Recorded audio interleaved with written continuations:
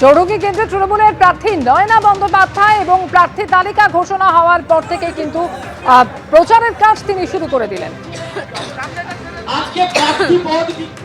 আমি 2001-এও দাঁড়িয়ে জিতেছিলাম, তো দল ভরসা রেখেছে, কিন্তু আমাদের দায়িত্ব বেড়েছে। আমরা সকলে জানি যে চৌরঙ্গী সবসময় দিদিকে চেয়েছে, মমতা বন্দ্যোপাধ্যায়ের সিট ছিল, এখনও সিট মমতা বন্দ্যোপাধ্যায়ের আছে, আগামী দিনেও মমতা বন্দ্যোপাধ্যায় থাকবে, এখানে কোনো অন্য কিছু হবে না। যেভাবে এসআইআর হয়েছে, যেভাবে বাংলার মানুষকে যেভাবে ছোট করা হয়েছে, আমরা তো নিমিত্ত মাত্র, আমরা সৈনিকের মতো কাজ করে যাই, কিন্তু যেভাবে কাজ হয়েছে, দিদি যেভাবে কাজ করেছেন, আমার মনে হয় যে, আগেও বলছি, আমরা তো নিজেরা লড়ি, কিন্তু আমরা নিজেদের নামে লড়ি না, আমরা লড়ি দিদির নামে।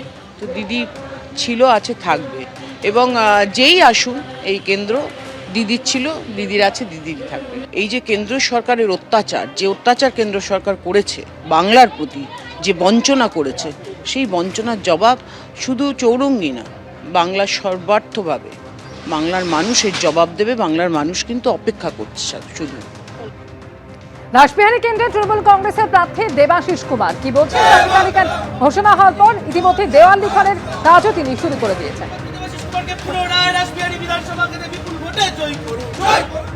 নির্বাচন মানে একটা লড়াই, সেই লড়াইয়ের আমাদের তো একটা নির্বাচন শেষ হলে আরেকটা নির্বাচনের জন্য অপেক্ষা করতে, এবং সেই সময়টা আমাদের সেই কাজটা করতে হয়। সেইভাবেই আমি গত 2021-এ যখন নির্বাচিত হয়েছিলাম, তারপর থেকে 5 বছর ধরেই আমার বিধানসভা কেন্দ্রের মানুষের সেবা করার চেষ্টা করেছি।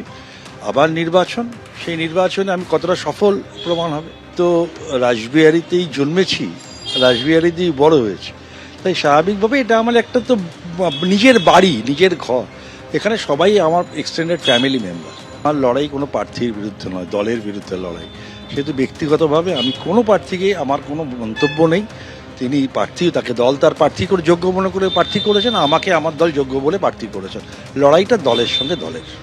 আদৌ কি আপনি লড়াই নিয়ে ভাবছেন না মার্জিন নিয়ে ভাবছেন? শেষ প্রশ্ন। আমার এত উদ্ধত্ত নেই। আমি আবার বলি, আমি খুব সাধারণ মানুষ। আমি পুরোটাই এই লড়াইয়ে আছি, শেষ দিন পর্যন্ত লড়াইয়ে থাকার চেষ্টা করব। এবারেও বিধাননগর থেকেই লড়ছেন সুজিত বসু, কি বলছেন শোনাবো। অনেক বছর ধরে এখানে প্রার্থী হচ্ছে, আমি মানুষের আশীর্বাদে জিতছি। আবার কাজের সুযোগ দিয়েছে, কাজ করব, যতদিন শরীরে শক্তি থাকবে মানুষের জন্য কাজ করব।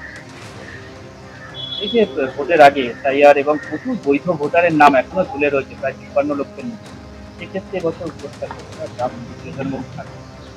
প্রথমত বলি, দেখুন, এসআইআর নিয়ে যে মানুষ যা ভোগান্তি হয়েছে, এটা মানুষই সব থেকে বেশি বলতে পারবে।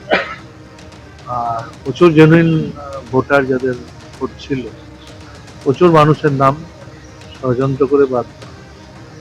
আমার মনে করি না তার প্রভাব কিছু পড়বে।